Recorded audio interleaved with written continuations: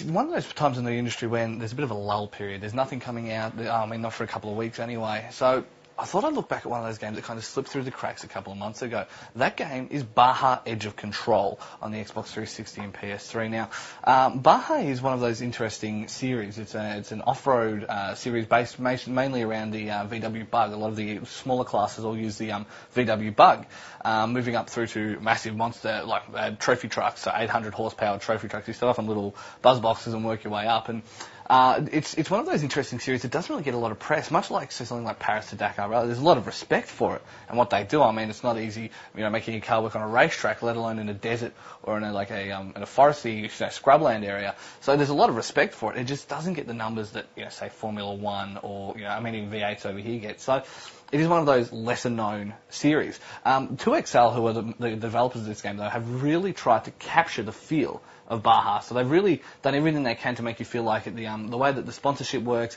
is very similar to the way it works in the real world. The actual races and things like that. What they've tried to do above anything else is make you feel like you're driving a Baja buggy. Except that the world must be in low def in their world because the graphics on this are really bad. I'll get on that a little bit later, but for all of their efforts, you can see that they've concentrated on more of the experience and the actual graphics, which isn't necessarily a bad thing. Now, you start off in this game, as I say, in the little VW Bugs. You move up through the VW series, then onto the trophy truck series, mini truck, trophy truck. It moves all the way up, and you'll get a lot of gameplay out of it as well if you decide to play through them all. I mean, you're looking at a couple of hours each class. And so each class you'll have a couple hours of gameplay in it. So I mean a good 20 hours just out of the career mode alone, let alone online play or whatever else you're going to do. Not to mention the fact that if you're a bit of a sim fan, the sim engine allows you to play around a lot with your suspension mechanics and that kind of thing. So it's the way that they've worked it is very, very good. I'm going to go on to the actual scores now, probably get it out of the way, and we can discuss that. The graphics on this one, as I say, are absolute dog's balls. They look dreadful. There's a couple of occasional things that look very nice, but, I mean, trees, there's a clipping issue with trees. Occasionally you hit them, occasionally you won't. The cars look really boxy. I mean, and this is honestly an insult, if anything, to the original Xbox, but it looks like original Xbox graphics. Actually, I didn't even go PS2 graphics, so that shows you what we're talking about here. But as I say, you can tell that it's been sacrificed at the expense of the engine, and I'll get onto that a little bit later, but you really can tell where they've focused their efforts, and it's not necessarily a bad thing, but even then, these graphics are pretty bad. So I'm going to give the graphics on this one a 3.5 out of 10. Now onto the sound. The sound is a very different matter. The sound on this is very good. The sensation of wind rushing past you is very good. The engine roars over the top of you, and it really responds when you shift down and shift up. You can hear it revving down or trying to pick back up.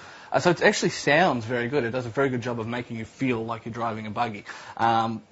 And I think combined with the actual gameplay engine, I think that's what they focused on. You can tell that they've put all that time in getting the oral sensation of being there to make you feel like you're a part of a race and that you've got cars coming up, and when you crash you hear the metal bend and the pop of the plastic and things like that. So on that level, they've done a very good job of it. It's not the best in the world, but I mean, to show you their dedication, they don't even have a soundtrack on as a default option. So if you want music, you've actually got to turn it up yourself. So I'm going to give the sound on this one 7.5 out of 10.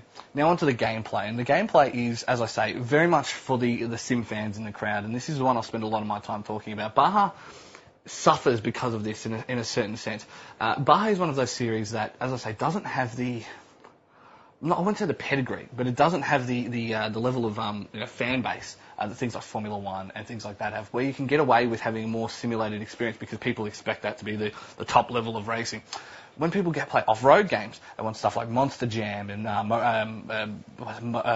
Motorstorm. Things that are a little bit more arcadey, a little bit easier for the kids to pick up and say, oh, look at that, I'm off-road racing. However, if you're a fan of any of the off-road rally series, monster trucks, that kind of thing, you're going to love this game. You're going to eat it up.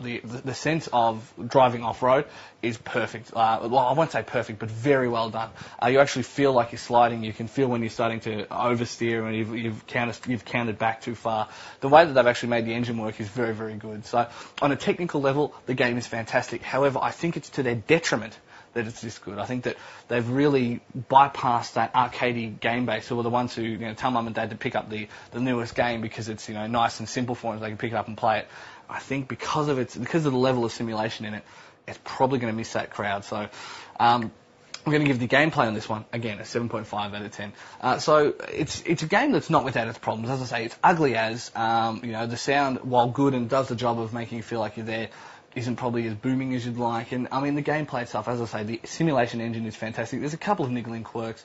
I found one that's particularly where I kept spawning. If I fell off and rolled down a hill or something and a team fixed me up and I put myself back there, I get slammed right in the back because they'd spawned me right in front of another car. So they probably could have worked on the spawning engine a little bit, but that's a minor gripe. And I think as a general rule, if you're a massive fan of the off-road racing, or even you're a bit of a sim fan, it's a game that you look up. So if you're more of a fan of, say, Forza than, say, Motorstorm or Excite Truck, then this is probably a better game for you. So if you like going off-road, like going down the dirt track, this is the game for you. Wow, that was terrible. Well, that so can't go on air, does it? It can't go on air, surely.